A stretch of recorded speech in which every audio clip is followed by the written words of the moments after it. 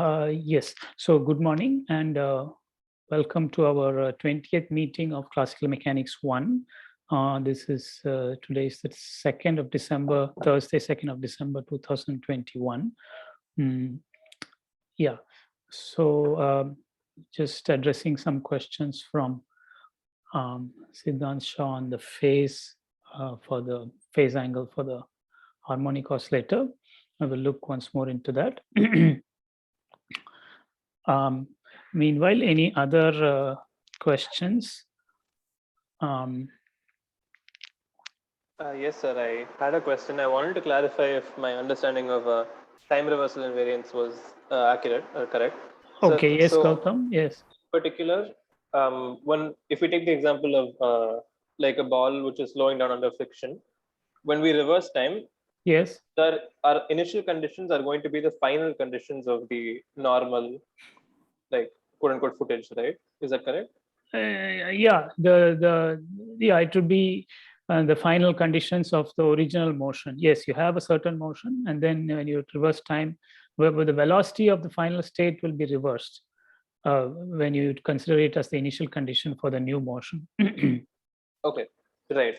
That was what I wanted to clarify, sir. Yeah. Fine. Yes. Got it. Thank you. The final condition of the original motion becomes the initial condition of the new one. Got it, sir. Yeah. Sir, but can be described by a potential, sir? Can friction be described by potential? No, friction cannot be described by potential. Friction is the frictional force depends on velocity. So it is not the derivative of some v of x, because then you will not get an x dot from there. But that doesn't prevent you from discussing time reversal. Okay, sir. Yeah. So that was Milan-Paul. Yeah. Okay. Any other questions? Sir, could you give the answer for the cells? Last question in the assignment 7, only the last part, the C part. Okay, sure. Yes, let me discuss that quickly. Let me share my screen. Moment.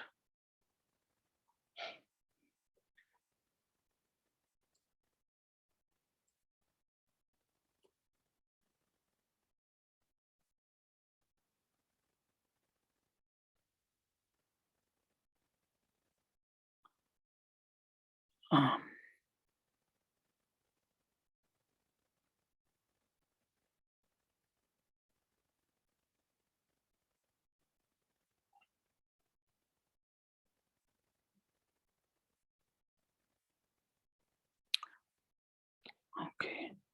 Sir, when we reverse in the time reversal case, the direction of force will not change, right? Oh, well, no, depends what the force is. I mean, if the force depends on this position, then alone, then yeah, it will not change. But if the force depends on velocity, then it can change. That was Milan. And in fact, that is the whole point of this fourth problem in the problem set 7. Yeah. So so is that the thing you are asking, Milan? Sir, I was just thinking about that friction case that we asked.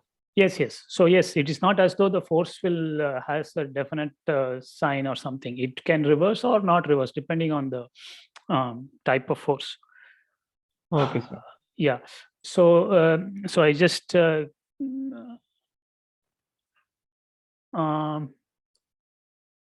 yeah. So I'm just going to briefly discuss this Lorentz force equation of motion, which is question 4 of problem set 7, which you have all submitted yesterday and before that. Wait a minute, I have a question from Pinjay. Yeah, so the question is very relevant, but he asked, Ripunjay Dwivedi asked, sir, in the fourth question of the problem set 7, we can see that a magnetic field comes from a current which also reverses direction upon time reversal. And so the law actually obeys time reversal symmetry. Yeah, that is correct. But the question is carefully stated. We are saying this is a fixed magnetic field. So we in the problem at hand, we are regarding the magnetic field as externally specified. We are not reversing the current in the wire which created the magnetic field in the first place. That is a different problem, very relevant. So if you include the motion of the charges in that wire and apply time reversal there, then the system as a whole is time reversal invariant. But when we look at the magnetic field as a specified external field, it is not time reversal invariant. Does that address your question, Ripunjay? Though I'm going to elaborate a little bit.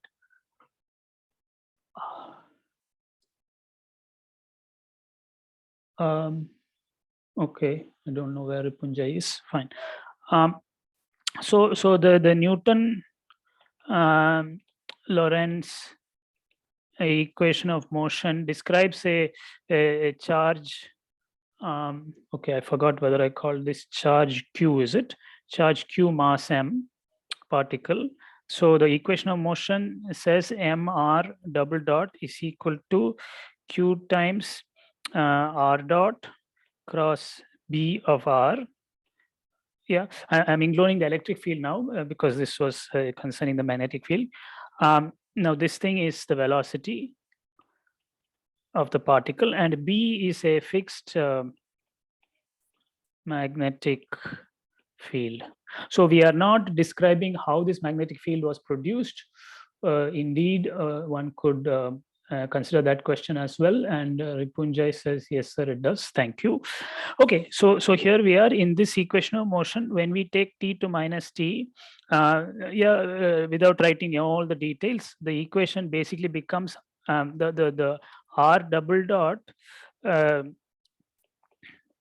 goes to r double dot of minus t. The two time derivatives, no change in sign. Whereas the one time derivative does incur a change in sign.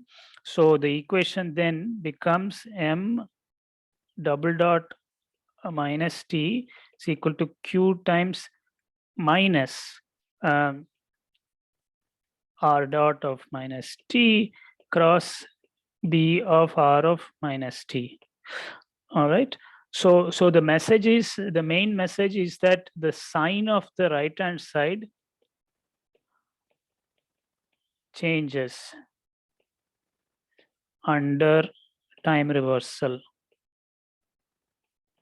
Okay, I hope this basic issue is clear to everybody. If you have one derivative, it will change sign. If you have two derivatives, it won't change sign. If you have the square of the first derivative, again, it will not change sign.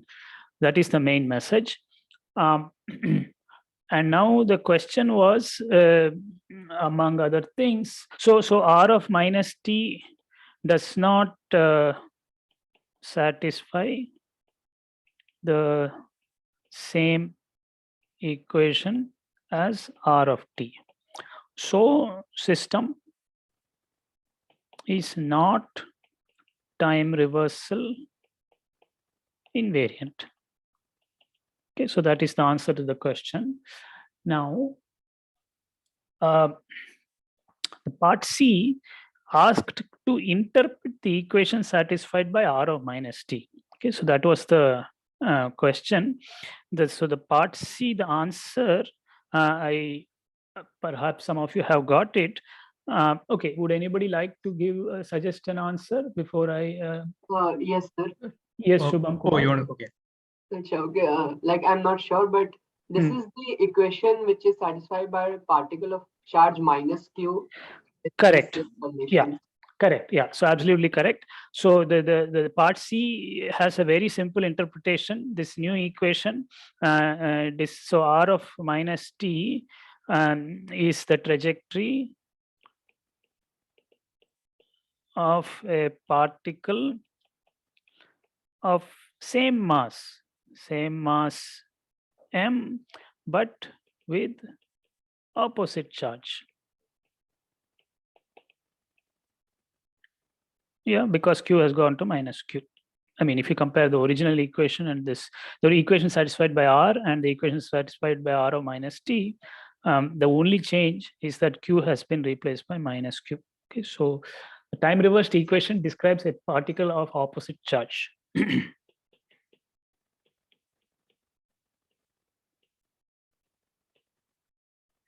which is not the same as the original one. Yeah.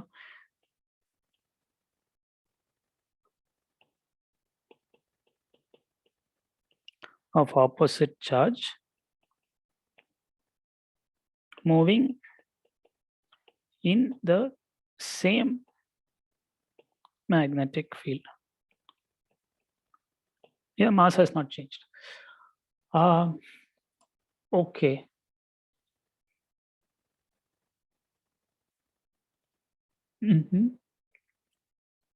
Yeah, so Ripunjay asks, can we also say that it is the mirror image of R of t about an appropriate axis of symmetry? Well, appropriately interpreted, yeah, some, yeah, perhaps one can. I mean, I hesitate to, one has to say what exactly is meant by this mirror image and so on.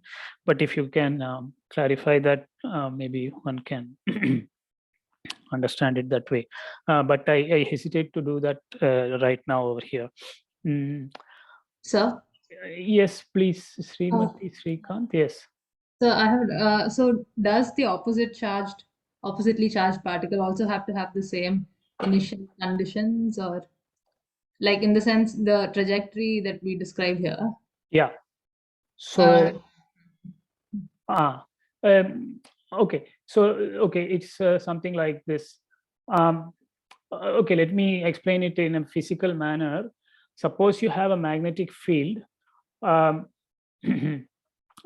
us suppose the magnetic field is pointing along this pen. Yeah.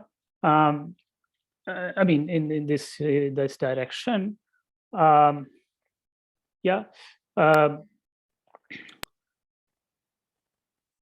Now, a particle of a particular charge, let us say positive charge, would be seen to follow a certain trajectory. Now, that trajectory, I will give an example. It may be like a helical coil, yeah, or a circular trajectory like cyclotron motion, but in general it can be helical and going round and round this axis. This is one possible motion which you may have heard of. But there is something very special there. Once you specify the charge, the particle will go clockwise or counterclockwise. It cannot be both. Given the charge, there is only one way it can go because of the direction of the force. Let us suppose Q is positive. Now, okay, depending on the initial velocity, V cross B, B is pointing in this direction. So V cross B will point in a particular direction, and that will, wait a minute, yeah. Now the oppositely charged particle will do exactly the opposite. For the same initial velocity, if you take an oppositely charged particle, if the other one went clockwise, this one will go counterclockwise. So that is the difference. Yes. Okay. Yeah, maybe I will try to mention that more carefully once again. But for now, let me keep it like that. Any other question about this problem? So just another question about this problem. Yes, Can yes. you also interpret it as the same particle moving subject to a force that's corresponding to negative BR? Like, yeah, you could say that. Sure. You can say that. Yeah, you could say that the magnetic, instead of saying the charge has changed sign, you could say the magnetic field direction has changed sign. Yeah, that is okay. Yeah, the equation has that same interpretation. Could we say like the force is the opposite thing? The force acting on the particle is the opposite. Okay, sure. Yeah. Yes. You could say that as well, I guess. Yeah. So there are. Yeah. The direction of the force. I think that is what you mean. Yes. Yeah. The direction of the force, comparing with this equation and this equation.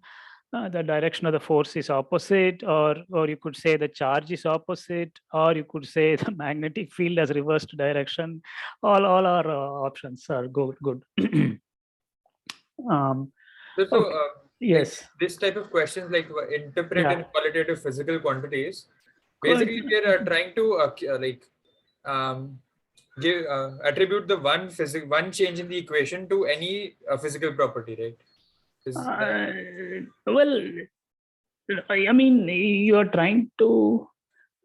No, you have got an original equation. It describes certain things. Yeah, the original equation describes the motion of a particle of charge q, mass m, in a certain fixed magnetic field. Now you got one new equation for a new variable called r of minus t, which you could simply call s of t, r of minus t. So s of t will satisfy some equation. We want to know what does that describe physically. If s is the position vector of some particle, what does that describe physically? So it is up to your creativity, imagination to propose some thing. Is that what you are asking? Like my question was how to basically what these kind of questions mean, because if you remember last time also I was having problems interpreting what the question was asking for. Like that's the doubt I was having. I'm still having. Okay. No, sorry, sir. Please repeat your question. I misunderstood. I didn't understand properly. My doubt is this kind of question interpret in qualitative physical quantities. Qualitative physical terms. Terms. I'm sorry. What is this kind of question asking for? Like, is it asking for like the change in the equation? We have an old equation and now we have the new equation, right? Yes. So the change in the new equation compared to the old equation, is the question asking key like basically attribute this one change to some quantity that we've mentioned over here? Partly. No, I mean, no, you can forget about the first equation. This is now a problem concerning the second equation, and we want to know what it describes physically. And okay, to give you a suggestion, the answer is of the sort we have given here. We are given 3 answers here. That is the nature of the answer one is expected to give. That it describes a particle of charge q, mass m, moving in a magnetic field which has reversed its direction. That's one answer, acceptable. Yeah, or the first answer was even nice also. It's mass m, charge minus q, moving in the original magnetic field. That is also okay. So that is the kind of thing we are looking for. Sir, is this an acceptable answer that yes, Shashwat Asthana, yes. Yes, that in the initial conditions the velocity will be reversed, so force will be reversed, something like this, because that as an interpretation. I didn't give anything directly. I just said that velocity will be reversed in the initial conditions, so force will be reversed and it will go in the opposite direction. Okay, yeah, it's kind of all right. I would like it a bit more. See, I think having had this discussion, perhaps, see, a qualitative physical interpretation, at least to my taste, the nicest answer I have heard so far is it describes a particle of opposite charge. That's it, in the same magnetic field. I think everybody can relate to that. And that's the optimal answer, I feel. Yes, yeah, but what you have said is also okay. I mean, what you have said is also okay, that okay, the force has reversed the direction, fine. But you might ask yourself, how can you incorporate that reversed force direction? Can you incorporate it in some physical quantity or something? So some people said you have changed the direction of the magnetic field. Some people said you have changed the sign of the charge. So that is helpful, I feel. Okay, sir, got it. Yeah, all right. It's slightly out of the way, but yes, Romit, yes, please. So the way I interpreted it was like keeping the particles same. The convention for magnetic field as described by movement, or the convention for electric charge as, I mean, considering the whole charge is like, for example, considering electrons as positive, like changing the convention, keeping the particles. Does that make sense? I mean, well, because that it's the same particle. And well, I hesitate a bit. See, convention cannot produce a change in the physics, a change in convention. So I hesitate to take that as the interpretation. Here, really, there is a change in the sort of trajectory, I mean, the sort of motion. So one needs to convey that impression, that feature. If you change your convention, then the original equation itself will have to be reinterpreted. I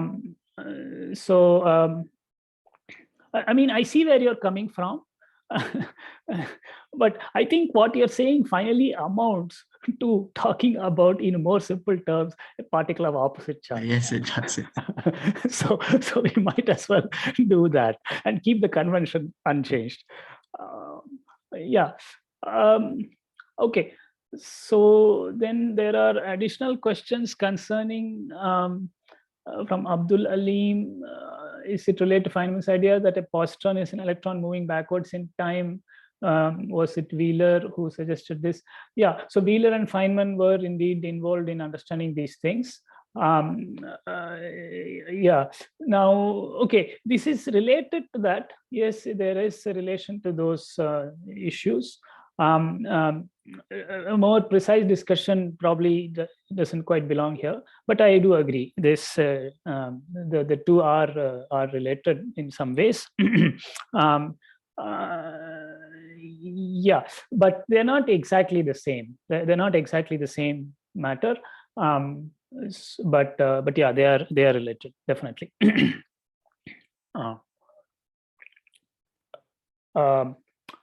Okay, so but that is a good point from Abdul. Yeah. But see, look, here I say related. Here we are looking at forward time evolution in both the equations. We are simply playing the original equation in reverse, but considering it as forward evolution. So we are not talking about anybody moving backwards in time. So I just want to keep that in mind. Yeah. Okay.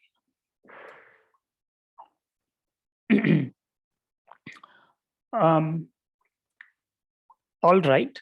So any other questions right now about this? This is an interesting matter. So it is good we have at least begun such a discussion. Okay, if not, let me then, yeah. So let me then, this is related, I mean, yeah, this is Feynman's PhD thesis and related work on space-time interpretation of electromagnetism. Yeah, so let me now return to our discussion of gravity, Newton's inverse square of law for the force between two massive bodies.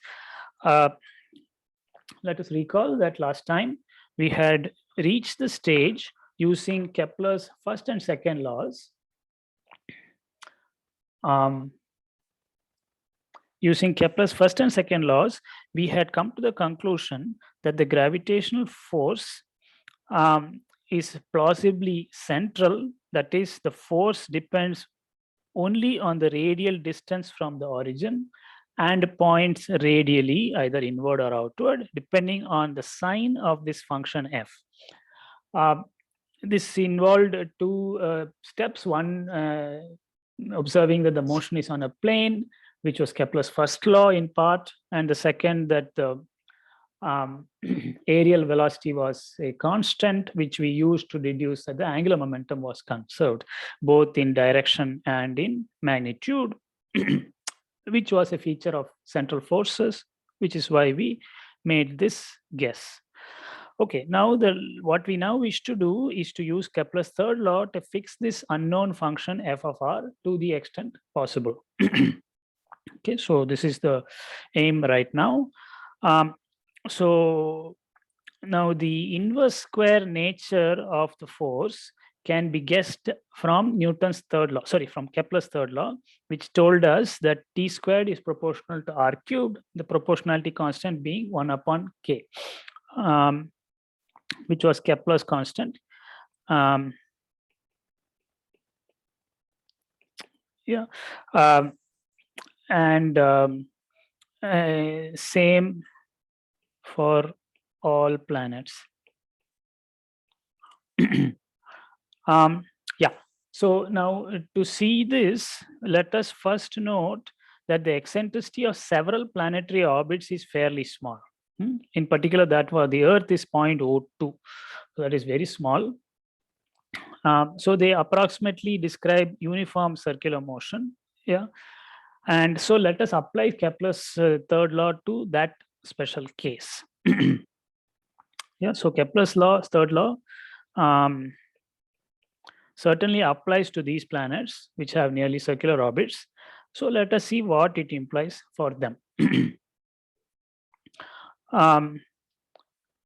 Yeah, I mean, when I say uniform circular motion, that is coming from Kepler's second law, because it covers equal areal velocity in equal intervals of time. And therefore, the motion had to be uniform if it is circular. Okay, so now consider a planet such as the Earth moving uniformly around a circle. This is something we have studied before. Circle of radius r at constant angular speed omega. Now it takes a time t equal to 2 pi upon omega to go around one circular orbit.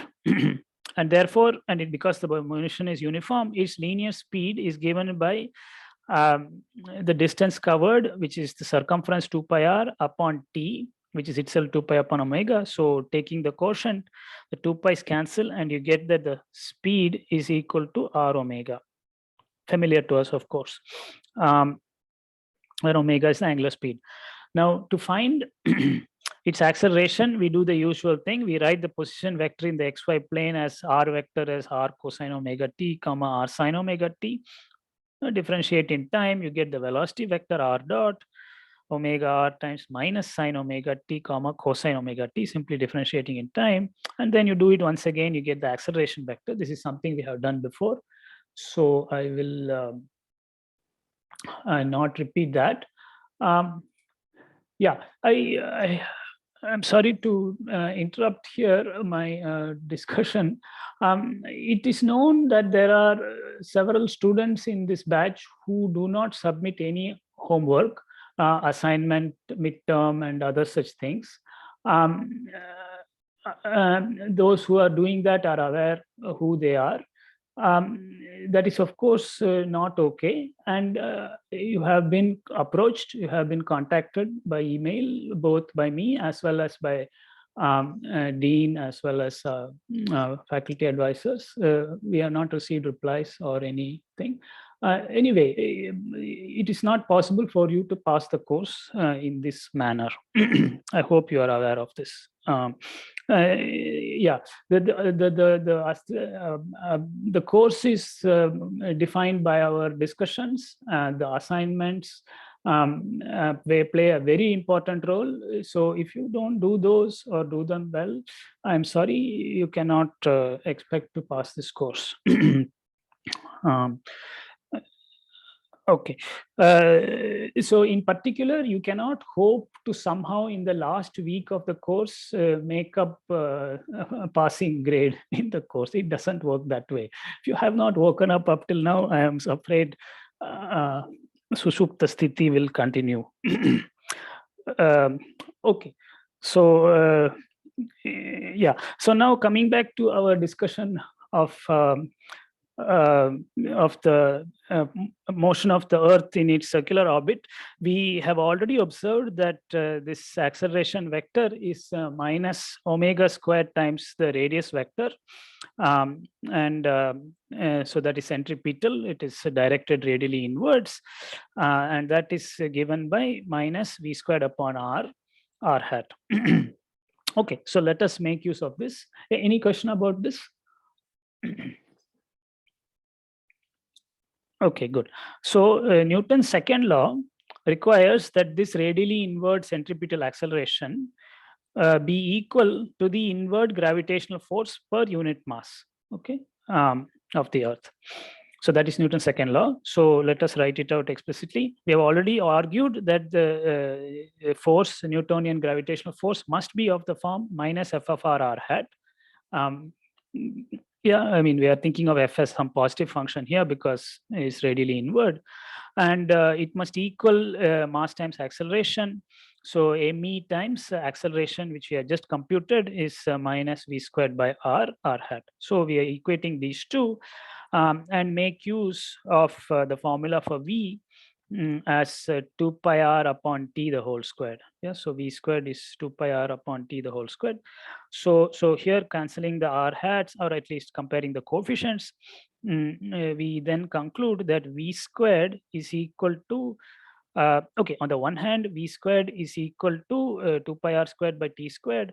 On the other hand, v squared is equal to sorry, here I am making use of Kepler's third law, which replaces t squared by r cubed upon k. So that's what we put here, and retain the 2 pi r whole squared there. Yeah, so this is our v squared, and I just substitute it in the original equation and solve for f of r. So f of r is going to be equal to v squared upon r times the mass. So there we are. Substituting for v squared, I get 4 pi squared k me upon r squared. So that is the main conclusion. This is very nice because it is telling us, sorry, oh, I hope I didn't lose it. Yeah. So this is telling us that the force is an inverse square force. It's also proportional to Kepler's constant and to the mass of the Earth. Okay. So any question about how we got this? Sir, yeah. Sir, what is f of r the force? F of r is force per unit mass, or like it is the total force? Let us see where we defined it. F of r is the force itself. Yeah, because the F force was written as f of r times r hat. R hat is dimensionless. So up to the minus sign, it is the force itself, not per unit mass. Is there a, okay, let me come back here. Sir, shouldn't the mass of the object also be here? I'm not sure. Sorry, who is Siddhant is asking? What is the question yes, again? Yeah. Sir, the mass of the object, because Kepler's gravitational, it's g m1 m2 by r squared. Right? No. We don't know anything about g m1 m2 by r squared. We are deriving that, or we are deducing that. Yeah, no. My point is there should be one more mass over here. If I okay. Yeah, we are coming to that. Very good point. Very good point. That is the very next sentence. Good. Yeah. So yes, you are ahead of us. Now, besides the inverse square nature, the above gravitational force on the Earth due to the Sun, as we see from Formula 100, is proportional to the Earth's mass me. Okay, so that you have observed, and you are very concerned where is the Sun's mass. Yeah, and the answer is that now K is independent of the planet. Okay, so I mean K doesn't depend on me. That's the first statement. K is independent of the planet. That is one of the important conclusions that Kepler arrived at from Tycho Brahe's observations. So we are saying that the force is proportional to the Earth's mass. Yeah. And therefore, the Earth's acceleration, which is given by this v squared by r, the me will cancel. It is independent of the Earth's mass. Okay, the Earth's acceleration is independent of the Earth's mass. Okay, couple of comments. Now comes the important thing from Newton. Newton postulates that that is that the force of the Sun on the Earth being proportional to the mass of the Earth must also be true of the force felt by the Sun due to the Earth. Yeah, so this is essentially a version of his third law. Yeah, and concluded that this Kepler constant K must be proportional to the Sun's mass. Okay. At that stage, it is simply some constant. He concludes using this reciprocity requirement that K must be proportional to the Sun's mass. Thus, we arrive at the law of gravitation of Newton, So we replace K by GMS. Yeah. So if I do that, we arrive at this law. Now, okay, there is some 4 pi squared also sitting around. Perhaps I want to get rid of that. So I will write 4 pi squared K is GMS. So if we do that, we will come to the conclusion that the gravitational force of the sun on the earth can be expressed as minus G ms me by r squared r hat. So it is attractive. It points radially inwards, and G is some new constant. It is now a replacement for the Kepler's constant, having removed the sun's mass. So does that answer your question, Siddhant? Yes, sir. I got scared because I didn't realize that the mass of the sun was absorbed in K. Yeah. Yes, it was hiding inside K, or K has, or it has emerged from K. I would better put it that way. It has emerged from K. Sir, Yes, please. I didn't understand that. Could you repeat how we concluded K is proportional to mass of sun? Good question. So see, Newton is taking one more step. We are solving an inverse problem. There is no one solution to this problem. And you need inspiration, you need guesswork, you need luck. You may need to hope and then check and such things. All right. So we're going to do precisely that. So far, we only reached up to this stage that F of R, the force, is proportional to the mass of the earth because K is independent of the mass of the earth. Are you comfortable with that much? This is from Kepler. Yeah, absolutely from Kepler. From Kepler's laws, all 3 laws, telling us that K is independent of the mass of the earth because it's the same for Mars and Venus as well as the earth. So it must be independent of the mass of the earth. And therefore, the force of the sun on the earth is proportional to the mass of the earth. Now, Newton comes along and says that let us consider the force of the earth on the sun, and he wants that to have the same feature. Okay, this is a part of his 3rd law, that the force of the sun on the earth is proportional to the mass of the earth, and therefore he wants the force of the earth on the sun to be proportional to the mass of the sun. Okay, this reciprocal arrangement. And therefore, the only way this can happen is if K itself depends on the mass of the sun in a proportionate manner. Yeah, and therefore Newton postulates that 4 pi K squared, so 4 pi K must be proportional to the mass of the sun through some proportionality constant G, which is Newton's gravitational constants. Yeah, so is that better now? So he wanted it to satisfy 3rd law. Correct. Yes. Okay, suggested this. Okay, yes. Correct. I mean, it all went together. If you wish, the 3rd law was being created at the same time when this subject was being studied. So all these ideas came together at roughly the same time. Of course, both terrestrial and celestial phenomena were being considered. So Newton was considering terrestrial phenomena also, where the 3rd law made a lot of sense. And so he wants that to be valid also for Sun-Earth system. Yeah, thank you. Yes, sure. Yes, sorry, who is that? Shubham Kumar. Yes, please go ahead. Sir, can you scroll it a bit? I had a doubt in the previous point. Yes, please. Sir, in the equation where you have written that F of R, you have derived some expression for that. Correct. Yes. Sir, in the mass of that ME, it is the inertial mass of the body, right? So was our discussion of gravitational mass and inertial mass then pointless, because from here this equation actually is before the times of Newton. So the inertial mass pops out directly from Kepler's laws in the gravitational equation, the law of gravitation. So okay, your query is a very good one. You are right that ME. So yeah, one could try to be somewhat more careful here.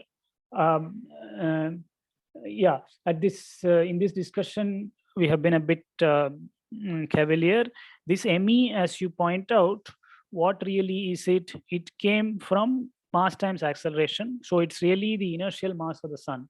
Sorry, inertial mass of the Earth. Yes. So let me. So you were saying that our discussion of gravitational and inertial mass was somewhat pointless because here we. Okay. Let me say it this way. This discussion is consistent with that. Yeah. So your point is very well taken and is recognized.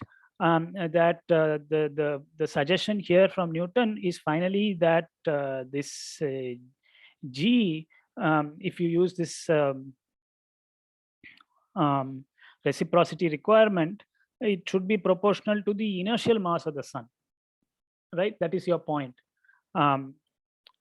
Yes, sir. Yeah, that is your point, and therefore there is no room for any so-called gravitational mass. That is what you are saying. Yes, sir. Yes, on the face of it, that is. I think you are correct. This is yeah, but I think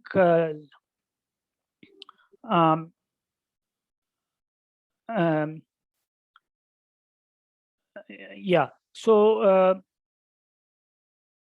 correct. So yeah, I take your point that in our discussion here there is no room for a gravitational mass, and a more careful study of this is required to make better sense of it. At this stage, I want to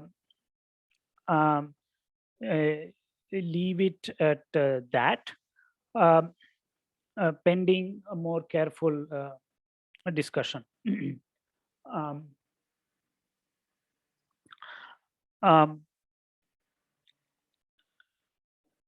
Yeah, let me, okay, so this requires a more careful discussion, but your point is very much accepted.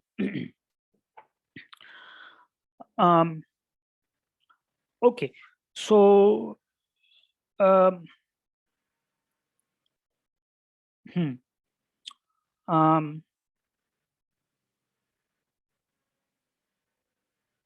okay. Okay, any other question?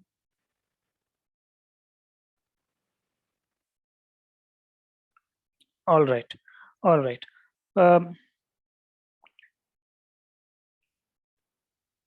Okay, so in that case, let us move to the next step,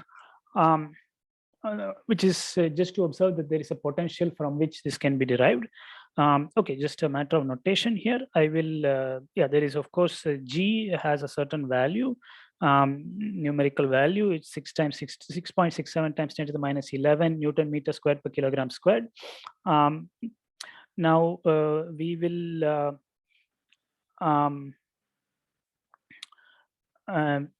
we will often use an abbreviation alpha for GMEMS. Yeah, so your point, Shubham, is well taken. My discussion has not been very careful to make the distinction, and a more careful treatment is required to really bring out where there is a room for a gravitational mass or the possibility for that. So I don't want to attempt to do that here now. Okay, so using this abbreviation alpha for GMEMS, okay, so you can of course compute what G is alpha is using the masses of the sun and the earth, so on.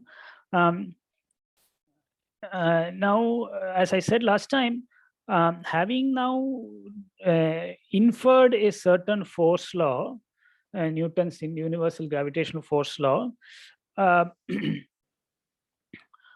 it is possible to now address the direct problem, namely, given this force law and some initial conditions, find trajectories of planets. And it is possible to do that by solving Newton's second law equation of motion. We will not do that here for lack of time, but it turns out that Kepler's first law on elliptical orbits, may now be derived by solving Newton's equation of motion using this law of gravitation. Okay, so that is the direct problem, and a very interesting one. That is a problem in differential equations and geometry and so on. Okay, I'm not going to do that here right now. Excuse me, sir. Yes, please. I just wanted to point out that the first, Kepler's first law derived from the Newton's law. This can also be done without differential equations and all that. Like 3 Blue 1 Brown has a video on it, which Sorry, does that. Who has? A channel named 3 Blue 1 Brown has a video on it in which he discusses the how Feynman's approach by pure geometry. Okay. Yeah. Sure. No. Yeah, you are right. Yeah, you don't need to do it to differential equation. In fact, Newton himself did it without differential equation. The entire Newton's book doesn't have any differential equation. He has done everything through geometry. So yes, sir, but that was very pretty, like with pure geometry only, using without differential equations. Sure. Yeah, you're right. You're right. Yeah. So yeah, we are not obliged to use differential equations. There are other techniques through geometric techniques to deduce that the orbits are these conic sections and so on. Okay. So thank you for pointing that out. Yeah, I mean, Newton himself did not use differential equations in his book very much. I mean, hardly at all. In fact, because differential equations were not yet in use, and even the notation was not there. So though he did understand many things, so that it is also understandable by others, he presented everything in a very geometric fashion. Some of those things now are easier to understand or generalize using differential equations, can go a lot further. But Newton himself did not do that as much. Sir, do you recommend actually reading the Principia like now in this day and age? Would it be any relevant to this? You can see, reading the whole thing will take time, but one can at least glance at how he organizes it, the corollaries and the principles. I mean, the postulates or the laws, and I think the Subramaniam Chandrasekhar spent several years of his life towards the end reading and preparing a translation. Preparing a book on Newton's Principia. So you don't have to read the original. There are presentations by others, in particular by Chandrasekhar. So there are things that one can, but look, I'm not saying that it is necessary to go and read the original now to understand these types of this kind of physics. From time to time, you may want to glance at it, and it will, yes, no doubt, it is a rewarding exercise. And as I said, the approach he takes is very different from the approach we are using now in this presentation. He's a master at geometry, and he doesn't use differential equations. So the approach is quite different. And there are a host of theorems that he proves over there. Very surprising and elegant results. So yeah, there are nuggets of wonderful things in that book.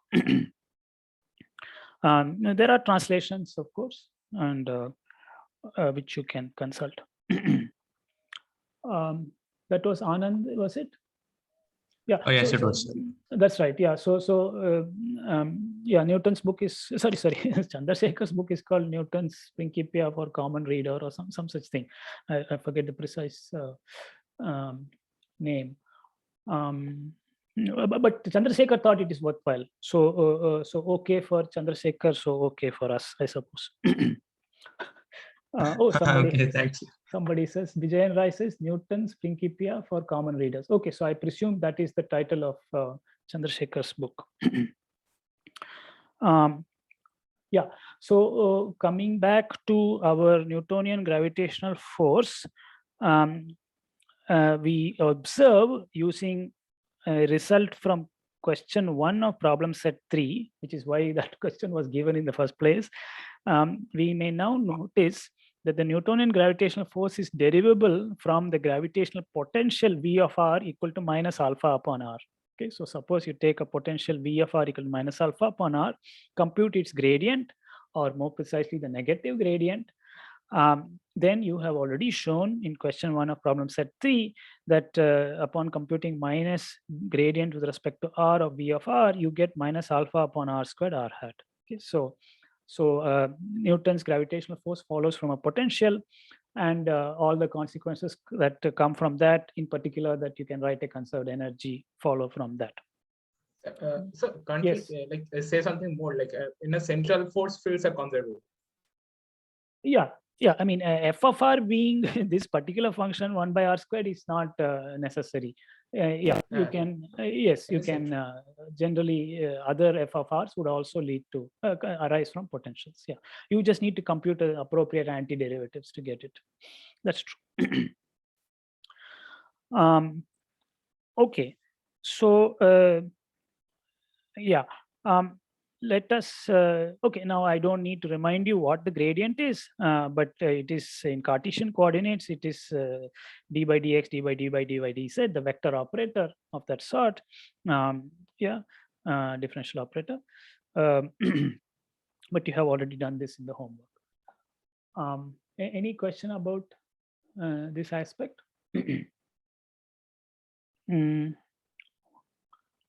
Yeah, okay, so so the gravitational force is called central since it points radially and is spherically symmetric. Yeah, so it depends only on r, radially, and depends only on the magnitude of r. Yeah, the magnitude depends only on magnitude of r. The corresponding potential V of r depends only on the distance from the origin and is called a central or spherically symmetric potential. Okay, so that is the name used for it. So just to summarize, in obtaining the 1 by r potential, this is called the 1 by r potential. V of r equal to minus alpha by r. It's called the 1 by r potential. From Kepler's laws, we have in effect solved an inverse problem. That is the point of view I've taken all along. And that is to deduce a potential from features of trajectories. So more specifically here, we have deduced a potential or a force from the period of oscillations that it supports. Yeah, Kepler's third law tells you something about the time period. T squared proportional to r cubed, T squared equal to 1 by k r cubed. That is a property of certain periodic motions.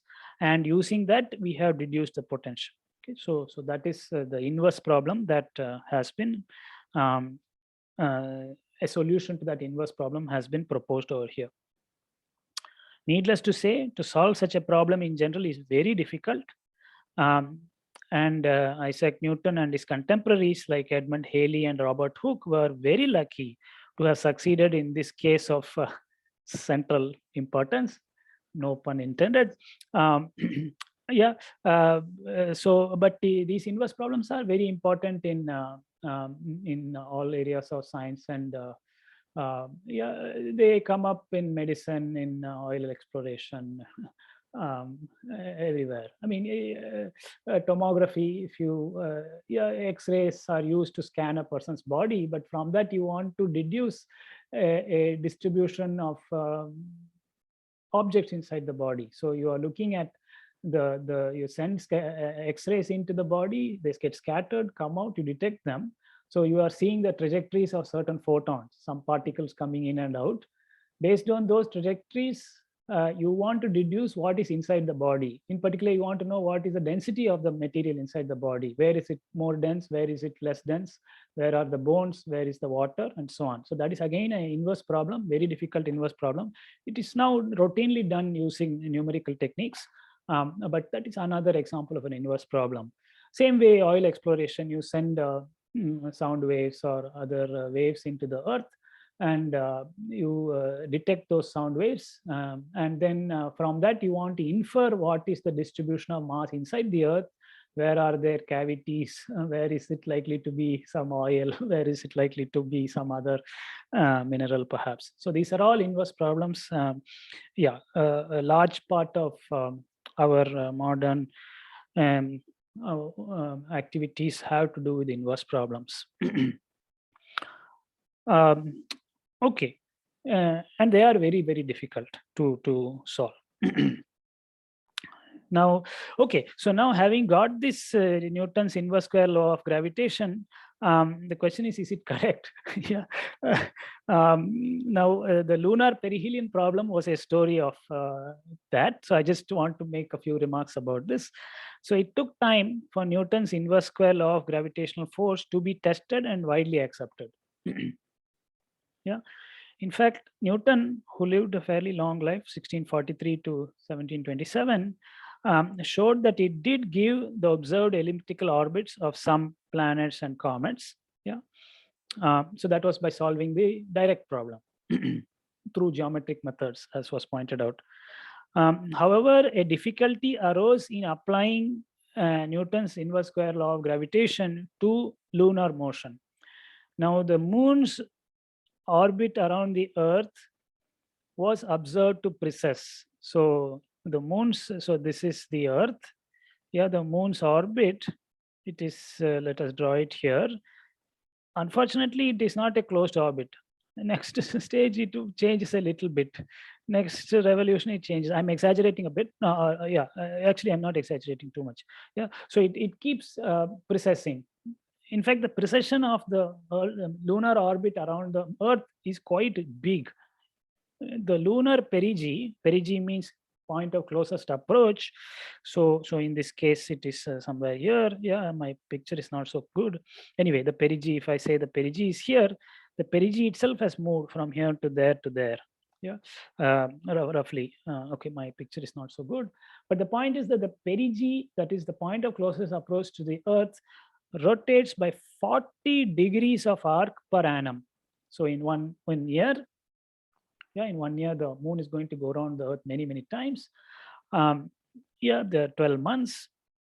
So it moves by 40 degrees. So this is visible to the naked eye, of course, it's enormous precession. Now, of course, Newton's law applied to the Earth-Moon system does not say that the orbit is going to precess. It just says there's an elliptical orbit, which will go on forever, periodically. Now, this precession was believed to be due to the sun's effect on the Earth-Moon system, okay, because the sun is very heavy and not so far away, and so the sun's effect was believed to be responsible for this precession of the lunar perigee. This leads to the famous three-body problem of celestial mechanics. Yeah, the sun, moon, earth problem.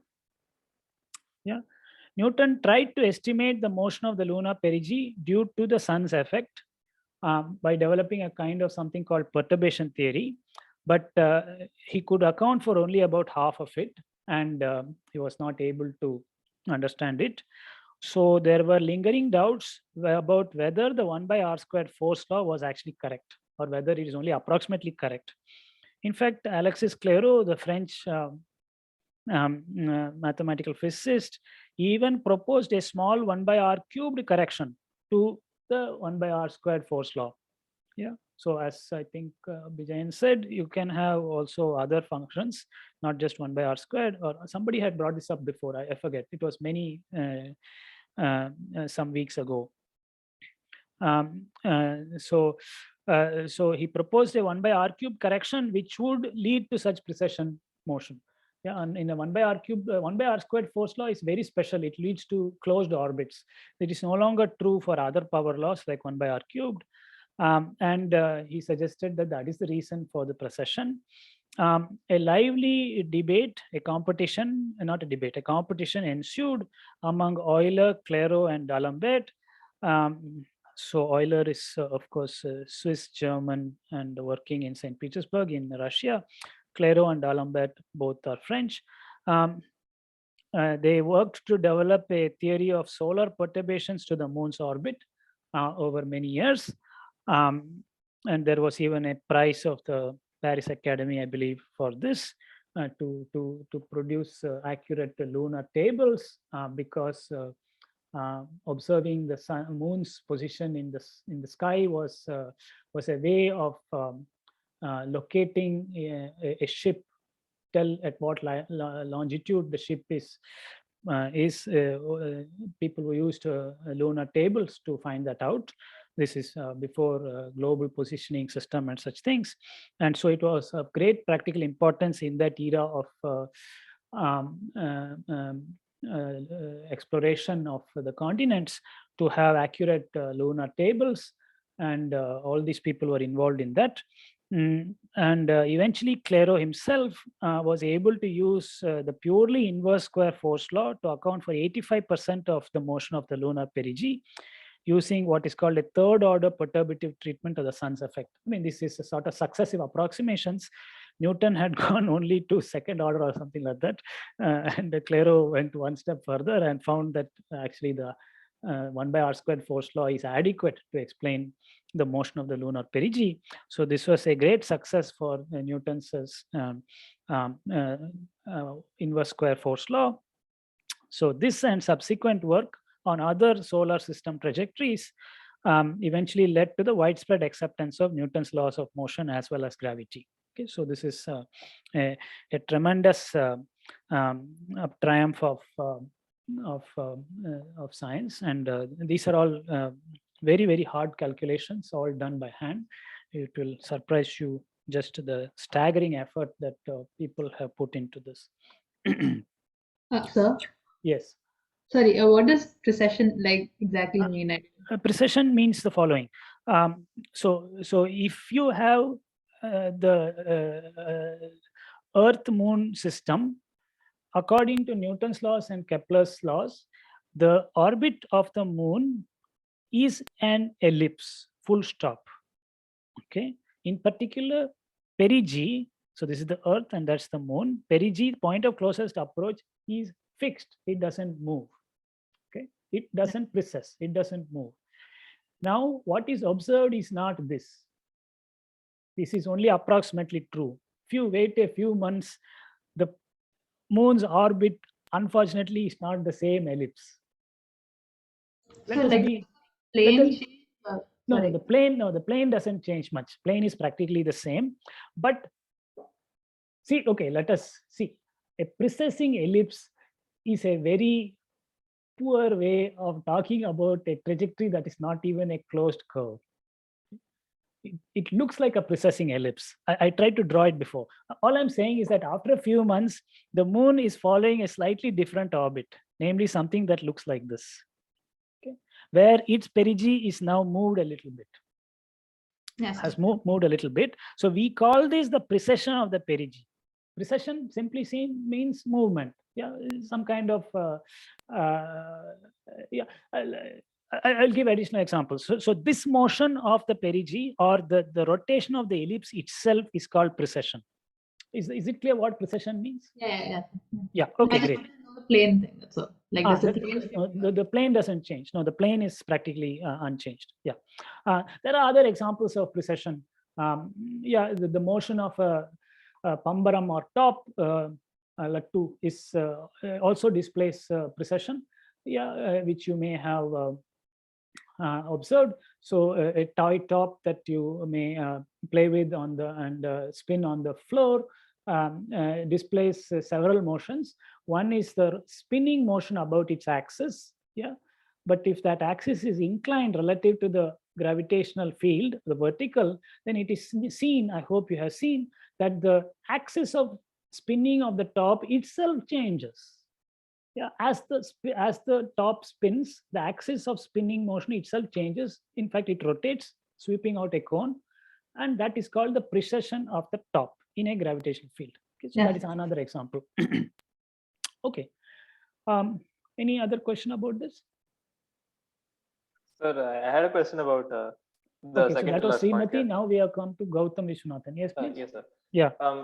So third order in this case implies using third degree terms to correct No, not third degree. No, it is, see, one has to concoct a small quantity here.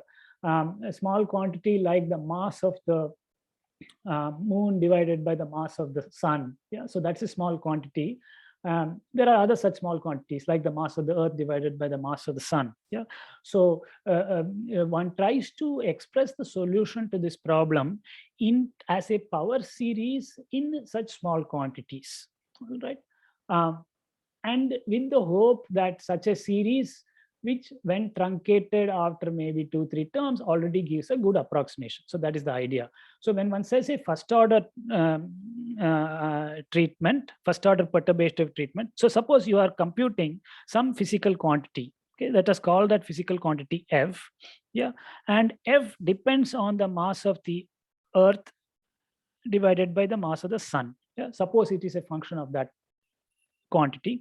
Maybe you expand that as some F0 times, just F0 plus some F1 ME upon MS plus F2 times ME upon MS squared plus ... Okay, and the whole labor is to find these coefficients F0, F1, and F2. What we are saying is that Newton found only F0 or F0 and F1. That would be called a first order. This is called zeroth order perturbative treatment. This is first order perturbative treatment. Yeah, the zeroth order will be exact if you assume that the sun is infinitely massive. Yeah? Or if you assume that the mass of the earth is 0 compared to the sun. Yeah? But since that is not the case, you have to include these corrections. So this would be called a first order. This would be called second order. Yeah, and Clairo went to third order, right? Okay. Yeah, so he took one more term. So that's the kind of thing. Is that clear? Yes, sir. But I also had one more question. In context of this, what do we mean when we say that Clairo used the purely inverse square force law to do this? Because it seems like he's adding more terms. So no. What? No. See, Clairo. Okay, maybe I went a little bit fast. So do those like extra terms come when you like add like some kind of epsilon to R and do a kind of Taylor expansion or something? Sorry. When you say extra terms, are you talking about this 1 by R cubed, or are you talking about these things?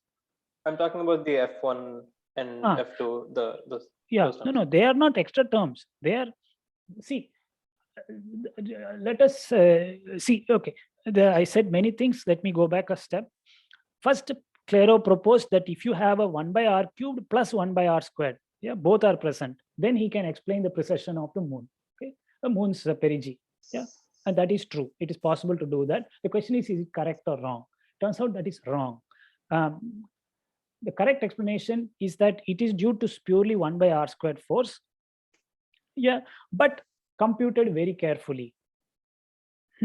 So, and now let us look at a solar system observable, like the location of the perigee of the moon. Okay, that is some quantity. It is located somewhere. It is a function of the Earth's mass as well as the sun's mass. I hope you will agree. I mean, all solar system quantities depend on these things. So it must depend on them. Right. Yeah. Now, upon doing some dimensional analysis and so on, suppose you are able to extract out the main dimensions and write some dimensionless function of only ratios. Okay. Now you want to compute that quantity. And I mean, I'm suppressing a lot of things here. All I'm saying is that if you wanted to compute a quantity that depends on this small mass ratio, it is reasonable to try to expand that in a power series. See, it is some quantity. It is some unknown function. We cannot determine it easily. So we determine it in a power series by computing its coefficients. That is all. Okay. I think I'm seeing it a bit more now. A little bit more now. Okay. Yeah. A little bit. I think I have jumped a little bit over here, which is understandable that why you are a bit confused or I have not spoken very clearly. Let me. So do you want me to elaborate more on this, or are you okay with it? I think I'm okay with it, sir. I think okay. I'm okay with it for now, and I'll have to think about this. I'll look it up. Okay, or okay, let me just devote 1 more minute to this. Yeah, 1 minute doesn't become 1 minute. See, suppose you are interested in the position of the moon, that is r. It is a function of time. This is some unknown position of the moon. You want to predict it. However, it also depends parametrically on the mass of the moon divided by the mass of the sun. Okay, this is the function you wish to determine. Now, what we do in our Kepler problem and so on is to assume that it is independent of this ratio. That is, we put this ratio to 0, assuming ms is infinite, yeah, and mass of the sun, yeah. So, but that is not quite true, because it really does depend on that ratio. I mean, it depends on both mm and ms, yeah. So the idea is you will write this r as some r0 of t, which is coming from assuming the sun is not even there or is infinitely far away or something like that. And then a correction term, which is r1 of t times m over ms plus r2 of t times over ms squared plus ... in the hope that computing these coefficients can be done somehow. Okay. This is called a perturbative approximation to finding the trajectory of the moon, assuming certain physical parameters are small. So I hope this is a little bit clearer as to what we are computing. This makes sense. Yes. But, so one question I have is, where does inverse square come into this? So R0 is what Newton did, and that is inverse square. But no. All of this is inverse square. Let me be very clear. This is simply a proposed expansion of the position of the moon. Now, this is going to be put into the equation of motion, the inverse square equation of motion. That is not being changed. You are going to determine r of t by imposing Newton's second law subject to the inverse square gravitational force. Okay. That equation will lead to a differential equation for r of t. Yeah, you simply put this in that differential equation and expand everywhere you see an r of t in this kind of series. Okay. All right. Yeah, it makes sense now. I get where I was confused. Now it makes sense. Okay, good. Thank you, sir. All right, you're welcome, Gautam. Yes. Any other question? Sir? Yes. So could you just repeat what you said about writing this series wherever you see r in the equation? Yeah, that is easily done. Yeah. Let me do that in a paper. See, the equation says mr ... is some force, right? Now, difficult to solve. Okay, that is the problem we are faced with, because f itself is some complicated function, maybe some g by r squared. Yeah.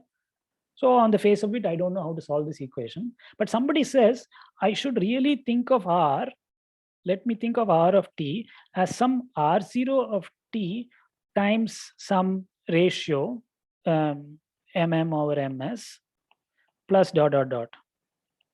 Okay, and so I'm being a little bit oversimplified here. So when I say put it in there, I mean do the following. Wherever you see r, I will write it as m times r0 ...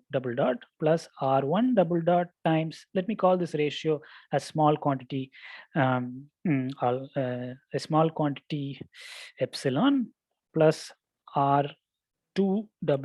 epsilon squared plus ... Okay, and on the right hand side, you will get, wherever you see this, you will put the same series in here, r0 plus epsilon, r1 plus epsilon squared, r2, and so on. Yeah, so do you understand what I mean by put it in? Yeah, sir.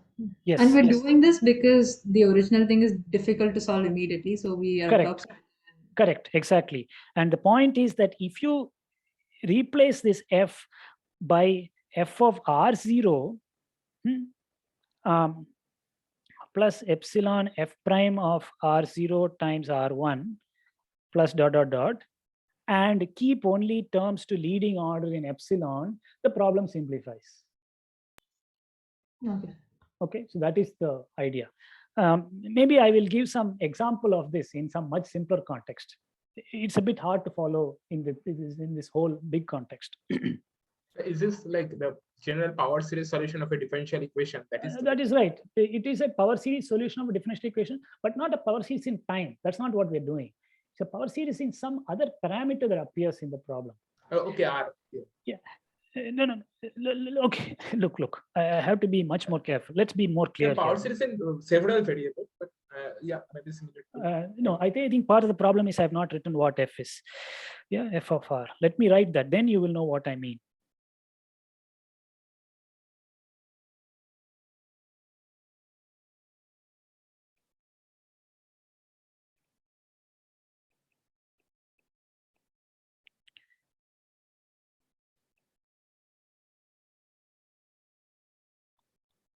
Yeah. So the point is that f of r is a complicated function. There are two forces present. One, the gravitational force of the sun on the moon. The other, the gravitational force of the earth on the moon. Right? This is the essential problem. If you ignore the sun's effect, then the problem is solvable because it reduces to the two-body problem of the motion of the moon in the Earth's presence. And the solution is an ellipse. You know how to solve that problem. Sadly, we don't know how to solve the problem when you include this. Therefore, we are going to treat this term as a small correction to that term, okay, in an appropriate manner. This is what the essential thing is. And when you do this kind of expansion and so on, the effect of this term will be treated only to leading order in epsilon, whereas this term will be treated exactly. That's the kind of thing that we are doing. This really deserves a discussion in its own right, or in a much simpler example, which I don't want to attempt to do now. But the good news is that you are all contemplating very good questions of physics and of mathematics. So I am very encouraged. Even if you are discouraged. Okay, so Srimati and now Vijayan, is it okay if I any lingering question about this now? No, sir. Okay. All right. Is there somehow something getting that we can predict the trajectory by finding the extremal of some quantity? Is there something? That is a separate principle. Yeah, that is that took further time. It was due to Euler and Lagrange and so on. Yeah. Yes, and yes, it is true that one can regard Newtonian trajectories not just as solutions to Newton's differential equation, but as extrema of something else. Now this is a very nice idea because I will explain it in a very simple way. Static solutions are where x double dot is equal to f is equal to 0 and x dot is also 0. Yeah, x is independent of time. So one way to get it is by solving these differential equations. Yeah, static solutions means x must be independent of time, so x dot must be 0. There must be no force. Yeah, but look, that can also be regarded. Static solutions are extrema of a function if f is equal to minus dv by dx. Right? Suppose f is a conservative force and is given by the derivative of a potential, then static solutions are given by dv by dx equal to 0, x equal to x static. Now this idea that you can find the solution to a certain differential equation by finding the extremum of some function is a very deep idea. It turns out this can be generalized beyond static solutions to time-dependent solutions. That is the idea of Lagrange and Euler, and leads to the so-called action principle or variational principle. Okay, any other question? If not, we are now out of time, so we shall stop here then and continue the next topic on Tuesday. Any other queries right now about what we have discussed? So can I follow up on this for a bit? Okay, yes, Romit Roy Chaudhary. I'm not sure why this is a deep idea. I mean, in the sense, like, wouldn't finding the potential and then the extrema be a quite like similar to the things we've done. I mean, clearly I'm not understanding something, but okay. So I mean, okay. Look,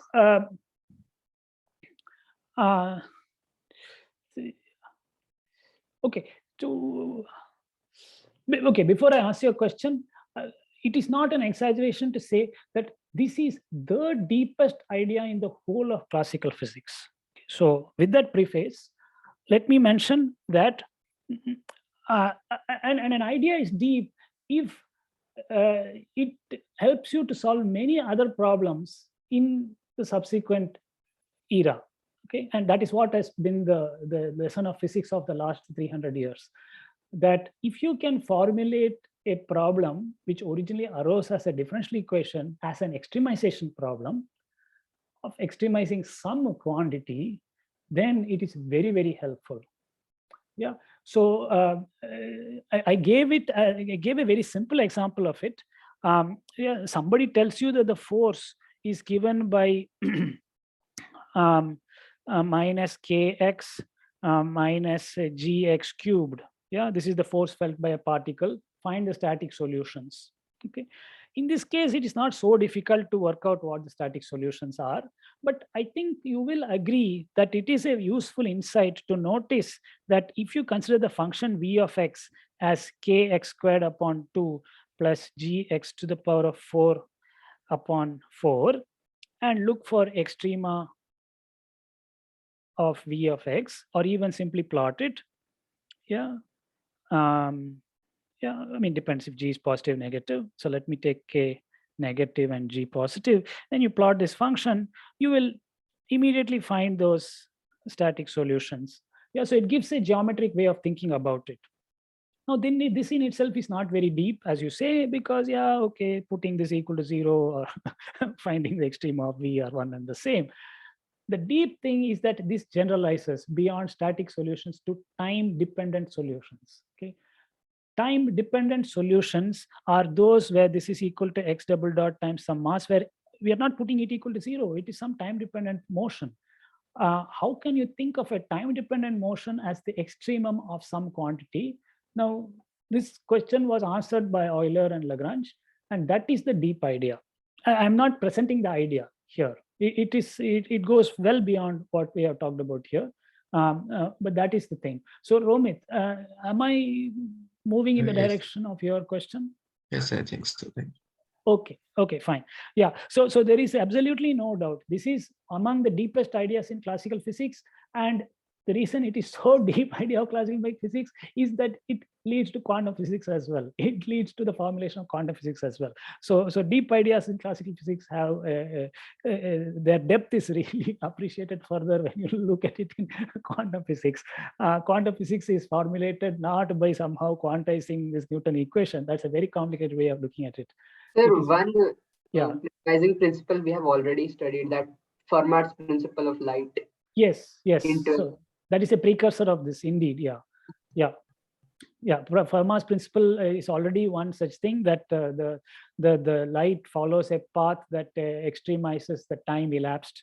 That is right. So the Euler and Lagrange and others generalized this from light to particle mechanics. Indeed. So you are familiar with it in some sense.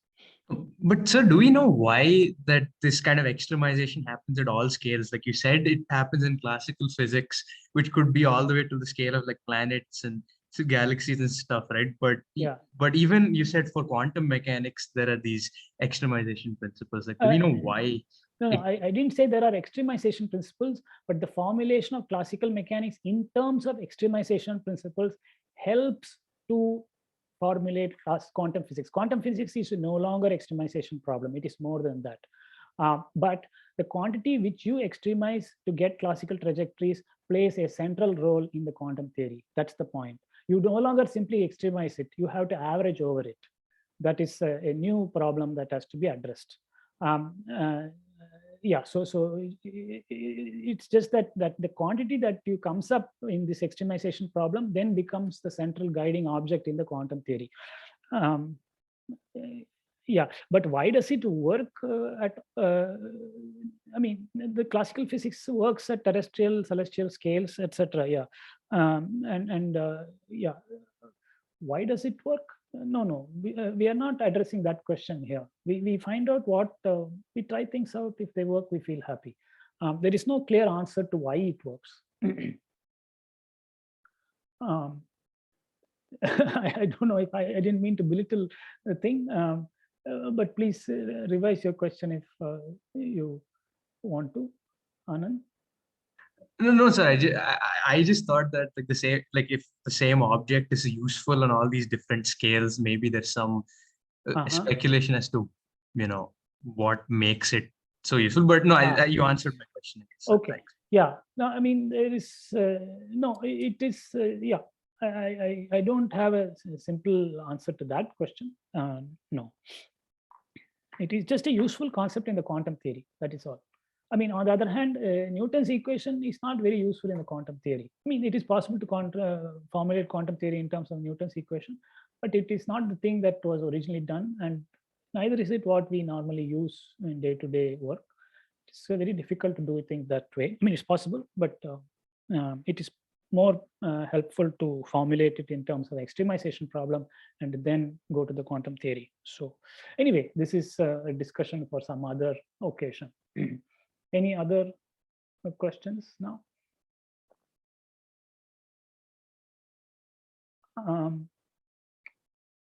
Okay, if not, thank you all for your attention and pertinent questions. We will then end this lecture and meet again on Tuesday. Thank you very much. Have a good thank you, sir. afternoon. Have a good lunch. Thank you very much. Yes. Thank you. Thank you. Yeah. Thank you, sir. Thank you, sir. Yes, you are welcome. Yes.